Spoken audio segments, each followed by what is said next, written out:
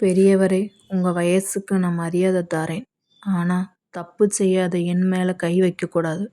பஞ்சாயத்தில் கம்பீரமாக முழங்கிய வெற்றியின் அதிரடி என்ன? முத்தையாவின் முகத்திரை கிழிந்ததா? வாங்க, அத்தியாயம் 7க்குள் போகலாம். பூமதி அழுது கொண்டே ஓடிய பிறகு வெற்றி அந்த இருண்ட வரப்பு பாதையிலே வெகுநேரமா அமர்ந்திருந்தான்.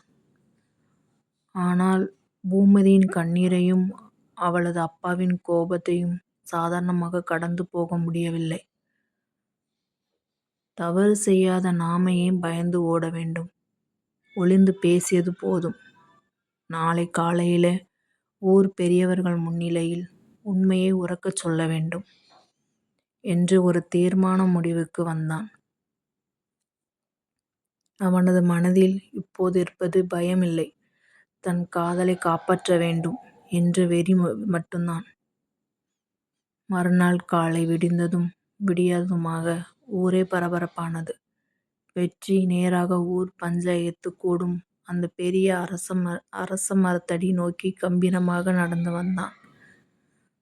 ஆனால் அவனுக்கு முன்பே அங்கே முத்தையாவும் அவனது ஆட்களும் ஊர் மக்களை கூட்டிட்டு தயாராக காத்து கொண்டிருந்தார்கள்.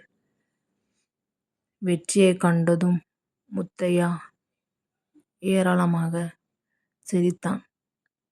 என்னடா டவுனுக்காரா, பெரிய இவன் மாதிரி நடந்து வர? நேற்று ராத்திரி வரப்புல தனியா பூமதியை சந்திச்சத பேசினது இந்த ஊருக்கே தெரிஞ்சு போச்சு. ஊர் மானத்தையே கெடுக்க பார்க்கிறாயா என்று ஊரே கேட்கும்படி கத்தினான். கூடி நின்ற ஊர் மக்கள் முணுமுணுக்கத் தொடங்கினர். சிலர் வெற்றியை தவறாக பேசினர். அப்போது அங்கே வந்த பூமதியின் தந்தை அவமானத்தாலும் கோபத்தாலும் சிவந்த முகத்தோடு வெற்றியின் சட்டையை பிடிக்க பாய்ந்தார். என் வளர்ப்பு மேலேயே பழி சொல்கிறீங்க, உன்னை சும்மா விடமாட்டேன்டா என்று கத்தினார். ஆனால் வெற்றி சற்று பயப்படாமல் அவரது கைகளை பிடித்து மெதுவாக தடுத்து நிறுத்தினான். நேராக முத்தையாவின் கண்களை பார்த்து ஊர் மக்கள் முன்னிலையில் சத்தமாக கர்ச்சித்தான். பெரியவரே, உங்க வயசுக்கும் உங்க வளர்ப்புக்கும் நான் மரியாதை தரேன். ஆனா தப்பு செய்யாத என் மேல கை வைக்கக்கூடாது.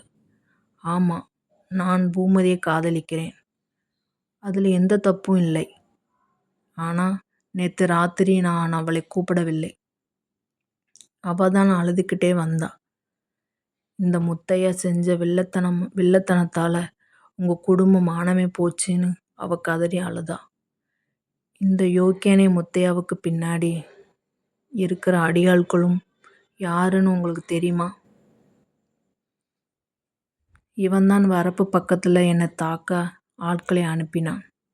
இப்போ ஊர் பெரிய மனுஷன் மாதிரி வந்து நாடகம் ஆடுகிறான். வெற்றியின் இந்த அதிரடி பேசியும் உண்மையான ஆவேசத்தையும் கண்டு முத்தையா அப்படியே அதிர்ந்து போய் முகம் வெளறி நின்றான்.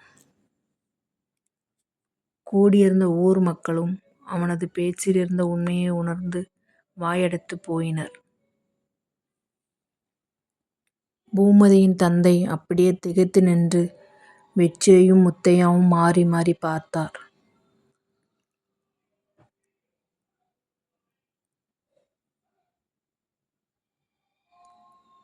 வெற்றியின் அதிரடி பேச்சு கேட்டு ஊரே அமைதியானது. முத்தையாவின் சதி அம்பலமாக தொடங்கியது. ஆனால் அவமானப்பட்ட முத்தையா சும்மா இருப்பானா?